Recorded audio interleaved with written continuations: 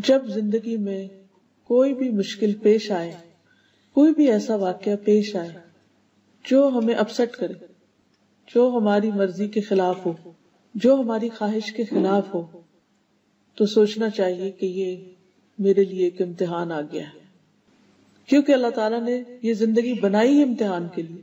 اس میں ہم سب کو ٹیسٹ کیا جائے گا، اس کے بغیر کوئی بھی یہاں سے نکل ہی نہیں سکتا اس دنیا سے. تو ٹیسٹ تو ہونا ہے. اب یہ میرے لیے ایک ٹیسٹ ہے، اور اس میں مجھ سے دیکھا یہ جا رہا ہے کہ میں اس میں کرتی کیا ہوں، میرا رویہ کیا ہوتا ہے، میرا طرز عمل کیا ہوتا ہے. دوسری بات یہ کہ انسان یہ سوچے کہ یہ تقدیر میں تھا، میری یہ ہونا تھا. اب مثلا روڈ پہ جاتے ہوئے سموتھ جا رہی ہے گاڑی، اور بعض اوقات آپ پورے بچا کے نکل رہے ہیں، اتنے میں کوئی اور آ کے آپ کو ٹکر مار دیتا، اور وہ بھی کوئی خوشی سے نہیں مارتا، اس سے بھی ہو جاتی ہے مسٹیک. کیوں ہوئی؟ کوئی کنفیوژن ہو گئی، اس کو اس کا اندازہ کوئی غلط ہو گیا، یا وہ سو گیا، کوئی بھی وجہ ہو سکتی. اب ایک حادثہ تھا، پیش آ گیا. اب اگر یہ حادثہ پیش آ گیا ہے، اب کیا جائے؟ تو سب سے پہلا خیال یہ آنا چاہیے کہ یہ اللہ کی مرضی سے ہوا ہے. اللہ جو چاہتا ہے وہ ہوتا ہے، اور جو نہیں چاہتا وہ نہیں ہوتا. قرآن مجید میں آتا ہے وَمَا تَشَاءُونَ إِلَّا أَن يَشَاءَ اللَّهُ رَبُّ الْعَالَمِينَ، اور تم چاہ نہیں سکتے مگر وہی کچھ جو اللہ رب العالمین چاہے. یعنی ایک بندے کی چاہت ہوتی ہے اور ایک رب کی چاہت ہوتی ہے، اور ہوتا وہ ہے جو رب کی چاہت ہوتی ہے. وہ کیوں ہوتی؟ اس لیے کہ وہ رب ہے. اگر اس کی مرضی نہ چلے اور ہماری چلے تو پھر کیا ہوگا؟ پھر تو ترتیب ہی بدل جائے گی. تو اس لیے ہونا تو وہ ہے جو وہ چاہے گا. اب بعض اوقات اس کی چاہت ہمیں بڑی پسند آ جاتی ہے، ہماری بھی وہی چاہت ہوتی، لیکن بعض اوقات وہ ہماری چاہت نہیں ہوتی، ایک کانفلکٹ سا آ جاتا ہے. ہم کچھ اور چاہتے ہیں، اللہ تعالیٰ کچھ اور چاہتا ہے، اور وہ ہوا جو اللہ نے چاہا، اور وہ ہمارے لیے بہت بڑی مشکل ہو گئی. مثلا ہم نہیں چاہتے کہ ہمارا کوئی عزیز، قریبی، پیارا ہم سے جدا ہو، فوت ہو کر، یا کسی بھی اور وجہ سے، لیکن اس کو ہونا ہے. اللہ کی چاہت یہ کہ وہ ہو جائے، اور وہ ہو جاتا ہے. اب جیسے یوسف علیہ السلام حضرت یعقوب سے جدا ہو گئے، حالانکہ ان کو آپس میں بہت زیادہ محبت تھی، باپ کو بھی بیٹے سے محبت تھی، بیٹے کو بھی باپ سے محبت تھی. اب بظاہر تو یہ بڑا ہی مشکل فیصلہ ہے، بڑی ہی تکلیف دہ صورتحال ہے، لیکن اب کیا کیا جائے؟ یہ تو اللہ کا حکم تھا. اب جو کچھ بھی ہوتا ہے، جیسے ابھی سورۃ القیامہ میں آپ سن رہے تھے، کلا بل تحبون العاجلہ وتذرون الآخرہ، تم جلدی ملنے والی چیز سے محبت کرتے ہو اور جو بعد میں آنے والی ہے اس کو چھوڑ دیتے ہو. ایک تو اس کا معنی ہے کہ جلدی سے مراد دنیا، اور آخرت سے مراد آخرت، ہیئر آفٹر. اور ایک اس سے مراد یہ ہے کہ جو چیز آج ملنے والی ہے ہم اس کو پریفر کرتے ہیں، ادھار کی بجائے نقد چاہتے ہیں، تھوڑا بھی ملے آج مل جائے، فوری مل جائے، جلدی چاہتے ہیں، عاجلہ چاہتے ہیں. اور اللہ تعالیٰ بڑی چیز دینا چاہتا ہے اور بعد میں دینا چاہتا ہے.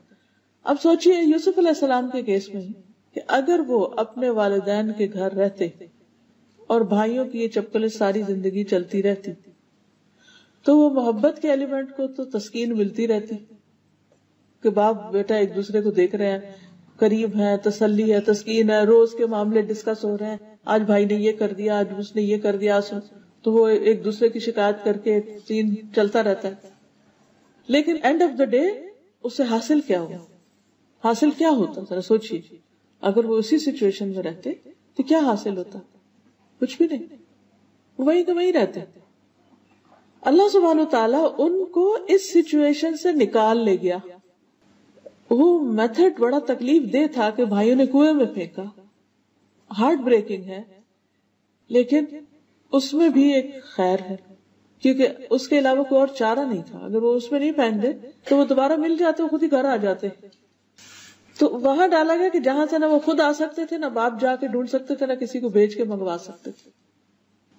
تو چونکہ ڈپارٹ کرنا ہی تھا، جدا کرنا ہی تھا، اس لیے ایسے طریقے پر کہ انسان کے بس سے باہر نکل جائے معاملہ. اب آپ دیکھیے کہ وہ ایجپٹ پہنچ جاتے ہیں، جو اس وقت کا بہت ہی دنیاوی اعتبار سے سویلائزڈ اور بہت ترقی یافتہ ملک تھا، اور کہاں وہ فلسطین کا گاؤں جہاں پر وہ رہتے تھے، اور کہاں وہ ایجپٹ جہاں پر وہ پہنچ گئے، اور پھر جس کے گھر میں وہ رہے وہ گورنمنٹ آفیشل تھا، ان کا فائنینشیل منسٹر تھا، اس کے گھر کے رہن سہن طور طریقے وہ اللہ تعالیٰ نے سکھائے، یعنی دنیا کا سارا رکھ رکھاؤ اور دنیا کے نظام کیسے چلتے ہیں وہ ساری چیزیں انہوں نے وہاں سے سیکھی. پھر کس طرح وہاں بھی ان کے ساتھ ایک کے بعد ایک مشکل پیش آتی رہی، حتیٰ کہ جیل خانے میں پہنچ گئے. اب یہ جیل خانے میں پہنچنا یہ اور بھی زیادہ تکلیف دہ تھا، لیکن اس کے بغیر بھی چارہ نہیں تھا. لیکن اب آپ دیکھیے کہ بظاہر رستہ کتنا خطرناک ہے، کتنا تکلیف دہ، لیکن کہاں پہنچ رہا ہے، نتیجہ کیا نکلنے والا ہے، اللہ تعالیٰ دینے والا کیا ہے ان کو اللہ تعالیٰ نے نبوت بھی عطا کی، خوبصورتی بھی عطا کی، اچھا اخلاق بھی عطا کیا، اور پھر دنیاوی حکومت بھی عطا کی، سب کچھ. یعنی ایک انسان کسی چیز کا جو تصور کر سکتا ہے کہ اسے دنیا میں ملے وہ سب کچھ مل گیا ان کو. لیکن کن راستوں سے ملا، کن کٹھن راستوں سے، کن مشکل راستوں سے ہوتے ہوتے وہ وہاں تک پہنچے. یہ تو ایک مثال ہے. ایسے ہی موسیٰ علیہ السلام کی مثال بھی کہ کس طرح ان کی ماں ان کو پانی میں ڈال رہی ہیں اور کس طرح وہ اپنے مقام تک پہنچتے ہیں. تو کہنے کا مقصد یہ ہے کہ بعض اوقات اللہ تعالیٰ ہمیں ایسی تکلیف دہ صورت میں ڈال دیتا ہے، ایسی مشکل میں ڈال دیتا ہے کہ جو ہمارے لیے بہت ہی ناگوار ہوتی، ہمیں بہت ہی ناپسند ہوتی، لیکن اللہ تعالیٰ سے بڑھ کر کوئی ہمارے لیے مہربان بھی نہیں، وہ الٹیمیٹلی ہمارے لیے فائدے کی ہوتی. مگر ہم اپنے شارٹ سائٹڈنس کی وجہ سے اس کو سمجھ نہیں پاتے، جس کے نتیجے میں ہم پریشان ہوتے ہیں.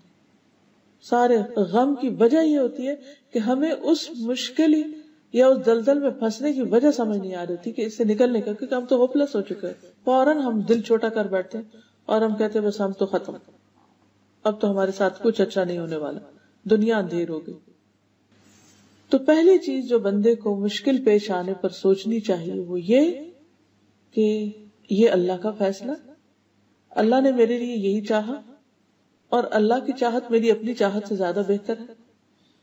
اس کی اس میں کوئی نہ کوئی حکمت ہے، مصلحت ہے، اس نے یہ میرے مقدر میں رکھا ہے، اور اس میں ضرور کچھ بھلا ہے. اللہ کا فیصلہ کبھی بھی ظلم پر مبنی نہیں ہو سکتا. بس اس وقت انسان اعتماد کر لے اللہ کے فیصلے.